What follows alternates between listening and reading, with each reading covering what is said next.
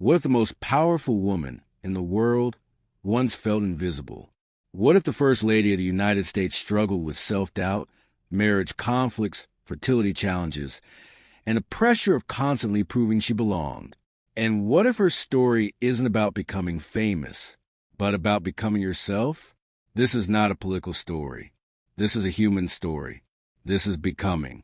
Becoming is the deeply personal memoir of Michelle Obama, lawyer, mother, wife, and the first Black First Lady of the United States. But this book is not about the White House. It's about growth. It's about identity. It's about what it truly means to build yourself, step by step, in a world that constantly tries to define you. Michelle Obama doesn't write as a political figure. She writes as a daughter from the South Side of Chicago, raised in a small apartment by hard-working parents who believed in discipline, education, and dignity. Her voice is honest, vulnerable, reflective. Through her journey, from childhood to Princeton, from corporate law to community service, from falling in love with Barack Obama to navigating the global spotlight, she shows us that becoming is never finished. This book will impact us because it reminds us that success is not a straight line. It is filled with self-doubt, sacrifice, fear, marriage struggles, and moments of uncertainty. And yet, through it all, she keeps evolving. By the end of this story, you won't just know Michelle Obama better. You'll understand yourself better. Because becoming is not about her. It's about us. Becoming was published in November 2018, just 2 years after Michelle Obama left the White House. Within months, it became one of the best-selling memoirs in history. But this book was not written to defend the presidency. It was not written to settle political debates. It was written to tell the truth about a life. Michelle Obama wrote Becoming because for 8 years the world saw her as a symbol, the First Lady, the fashion icon, the political figure. But very few people knew the woman behind the title. She wanted to tell her story in her own words. The book is divided into 3 parts. 1. Becoming Me, her childhood education, identity struggles, and early career. 2. Becoming Us, her relationship and marriage with Barack Obama. 3. Becoming More, her years as First Lady in life in the global spotlight. The title itself carries deep meaning. Becoming is not about arrival. It's about evolution. It suggests that no matter your age, status, or success, you're always in the process of becoming something new. And that journey begins long before the White House. It begins in a small apartment in Chicago. Part 1, Becoming Me. Michelle Obama's story does not begin with power. It begins with discipline. She grows up on the South Side of Chicago in a modest upstairs apartment shared with her parents and older brother, Craig. The apartment isn't large.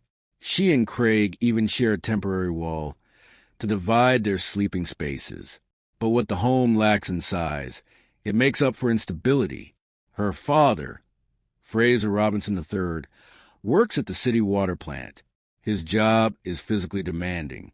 Over time, he develops multiple sclerosis, a degenerative disease that weakens his muscles and affects his mobility.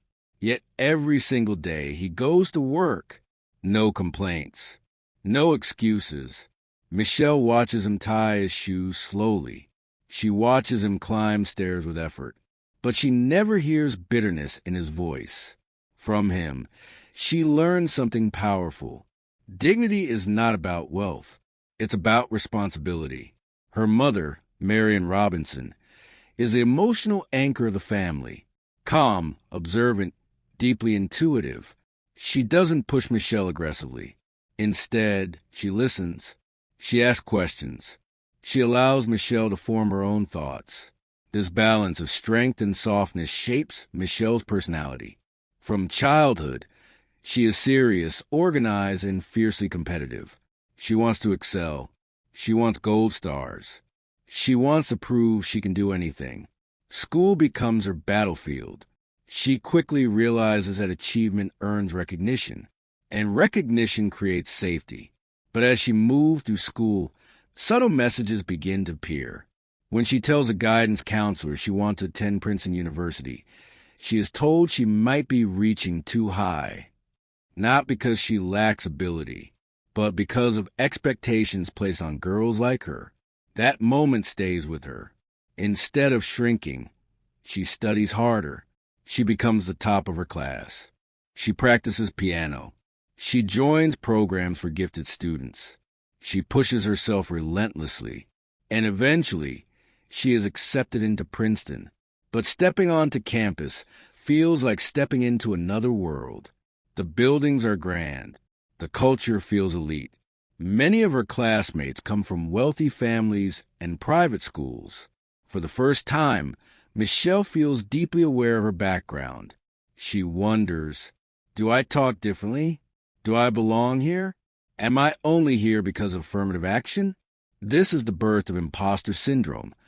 Long before she had the language to describe it, she works harder than ever, not just to succeed, but to justify her presence. In classrooms, she speaks carefully. She observes. She calculates. She refuses to fail. But emotionally, the experience is complicated. She feels proud, yet isolated, grateful, yet guarded. She becomes aware of race in a new way. She begins researching and writing about the Black student experience at Princeton. She wants to understand identity, belonging, and perception. She learns that excellence does not erase difference. After graduating from Princeton, she moves on to Harvard Law School. If Princeton felt intimidating, Harvard feels intense. Here, ambition is amplified. Every student is brilliant. Every classroom discussion feels competitive. Again, she feels the pressure to prove herself. But something inside her begins to shift. She starts asking deeper questions. If I achieve everything society says is success, will I feel fulfilled? After graduating from Harvard, she returns to Chicago and joins a prestigious law firm. On paper, she has achieved the American dream. Stable income, corporate office, respectable title. Her parents are proud, but internally, she feels restless. The work is financially rewarding, but emotionally distant. She spends hours reviewing contracts and corporate cases that don't connect to her heart. She remembers her father's quiet sacrifice. She remembers her mother's steady wisdom. And she begins questioning, is success about money or about meaning? This internal conflict marks the true turning point of becoming me, because becoming is not only about climbing, it's about questioning the ladder. Eventually, Michelle decides to leave corporate law and move into public service work in Chicago. The decision surprises many people. It feels risky. It pays less, but it aligns more deeply with her values. For the first time, she begins shaping a life based not on expectations, but on purpose. And it's during this phase of self-exploration that a young summer associate named Barack Obama walks into her office. But before he becomes part of Becoming Us, Michelle has already completed the most important transformation. She has learned to trust her own voice. This section of the book teaches listeners something profound. Confidence is not loud. It is built quietly through discipline, doubt, and daily effort. Michelle Obama's early life shows us that greatness does not begin with privilege. It begins with strong values, education, self-awareness, and the courage to question your path. Before she became a global icon, she was simply a girl trying to prove she belonged. And maybe that's why her story feels so relatable, because in some way, we are all still becoming. So far, we've seen Michelle as a daughter, a student, a high achiever trying to find her place in the world. We've watched her grow from a disciplined little girl in a small Chicago apartment into a Harvard-educated lawyer, questioning the meaning of success. But life has a way of shifting direction when you least expect it. And now, we move into the second chapter of her transformation. This is where her individual journey begins to intertwine with someone else's. Let's step into part 2, Becoming Us. When Barack Obama walks into Michelle's life, he doesn't arrive as a future president. He arrives as a summer associate at her law firm. Michelle is assigned to mentor him. At first, she keeps her distance. She is focused, practical, grounded. Office romances are not part of her plan. And besides, she's not easily impressed. But Barack is different. He speaks slowly, thoughtfully. He listens deeply. He carries ambition, but not the corporate kind. He talks about community organizing, about social change, about helping people at the margins of society. Where Michelle values stability, Barack values possibility. And that difference both attracts and unsettles her. Their early relationship is built on long conversations about race, purpose, family, responsibility. It's not flashy. It's intellectual and emotional. Eventually, she allows herself to fall in love. They marry in 1992. At this stage, their life looks like many young professional couples, two driven individuals balancing careers and dreams. But soon, the tension between practicality and ambition begins to grow. Barack feels called toward politics, a world filled with uncertainty, long hours, and financial risk. Michelle, shaped by her father's quiet dedication to stability, worries about what that path could mean. She has worked hard for security. She knows what sacrifice looks like, and now she faces a choice. Support his uncertain dream, or protect the stable life they built. She chooses to support him, but support does not mean ease. As Barack enters politics, Michelle carries more of the weight at home. She gives birth to their daughters, Malia and Sasha, after experiencing painful miscarriages, a topic she speaks about with raw honesty. The miscarriages shake her deeply. She feels loss, grief, physical and emotional exhaustion, and through fertility treatments, she eventually becomes a mother, a role she treasures but also finds overwhelming. Meanwhile, Barack's political career expands.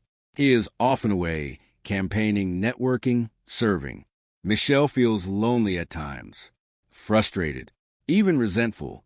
This is one of the most human parts of the book. She admits that their marriage struggled. They attended counseling. They had difficult conversations. They disagreed about priorities. She shares something powerful here. Love is not enough on its own. Marriage requires negotiation. It requires recalibration. It requires two strong individuals learning how to grow without growing apart. For many listeners, this section feels deeply relatable, because behind every public success story, there are private compromises. When Barack announces his candidacy for President of the United States, the scale of their lives changes overnight. Michelle doesn't immediately feel excitement. She feels fear of scrutiny, fear for her daughter's privacy, fear of losing the normalcy she fought to create. The campaign trail is brutal. Her words are dissected. Her facial expressions are analyzed. At one point, she is labeled angry by media narratives. She begins to understand how easily confidence in a woman, especially a black woman, can be misinterpreted. Instead of shrinking, she adapts. She refines her voice. She speaks with clarity about family, service, and hope. And in 2008, when Barack Obama wins the presidency, Michelle becomes the First Lady of the United States. But the story does not become easier. In many ways, it becomes heavier. And that leads us into the final stage of her transformation. We've seen Michelle as a daughter. We've seen her as a wife and mother navigating ambition and sacrifice. Now, we step into the most visible chapter of her life. The world knows this version of her, but the world doesn't always understand what it cost. Let's move into Part 3, Becoming More. Part 3, Becoming More. January 2009. The Obama family walks into the White House, a building filled with history, symbolism, and expectation. For Michelle, the moment is surreal. But behind the grandeur lies a simple truth. She is still a mother first. Her priority is not political strategy. It is protecting her daughters. She focuses on creating normal routines inside an extraordinary environment, homework schedules, bedtime rules, family dinners whenever possible. But life inside the White House is not normal. There is constant security, limited privacy, endless public attention. Every outfit she wears becomes a headline. Every speech becomes a statement. She quickly realizes that she cannot control public opinion. What she can control is her purpose. So she chooses initiatives close to her heart. Let's move fighting childhood obesity, and promoting healthy lifestyles, joining forces, supporting military families, let girls learn, advocating for girls' education worldwide. These causes reflect her core values: health, family, opportunity. Yet even as she builds programs that impact millions, criticism never disappears. There are racist caricatures, political hostility, doubt. She feels anger at times. She admits this openly, but she refuses to allow bitterness to define her. One of her most iconic lines emerges during this period: "When they go low, we go high." It's not a slogan crafted by advisors. It's a discipline, a daily choice. Throughout 8 years in the White House, Michelle learned something profound. Visibility magnifies everything: your strengths, your mistakes, your insecurities, but it also amplifies your influence. She begins traveling globally, speaking directly to young people, especially girls who feel unseen. And in those moments, she connects back to her younger self, the girl who once wondered if she belonged at Princeton. She tells them, "Your story matters. Your voice matters. You don't need permission to dream bigger." When the Obama presidency ends in 2017, Michelle leaves the White House with relief and reflection. She does not describe it as a fairy tale. She describes it as a chapter. And that is the essence of becoming. Even after living in one of the most powerful houses in the world, she does not claim to have arrived. She remains in motion, still evolving, still questioning, still becoming. As we step back from her story, what remains is not the image of a first lady. It's the image of a woman who continuously chose growth over comfort. From a small apartment in Chicago to Ivy League halls to a global stage, her journey teaches us that becoming is not about titles. It's about alignment. Alignment between your values and your actions, between your voice and your courage. And maybe that's why this book resonates so deeply. Because no matter where you are right now, in a small room, in a struggling marriage, in a demanding job, in a season of doubt, you are not finished. You are becoming. If this story inspired you, moved you, or made you reflect on your own journey, take a quiet moment today to ask yourself, who am I becoming? Thank you so much for listening and spending your time with this story. Your support means more than you know. If you enjoyed this audiobook summary, don't forget to like, share, and subscribe so you don't miss our next deep dive into powerful books that can transform your thinking and your life. Until next time, keep learning, keep growing, and keep becoming. I'll see you in the next one.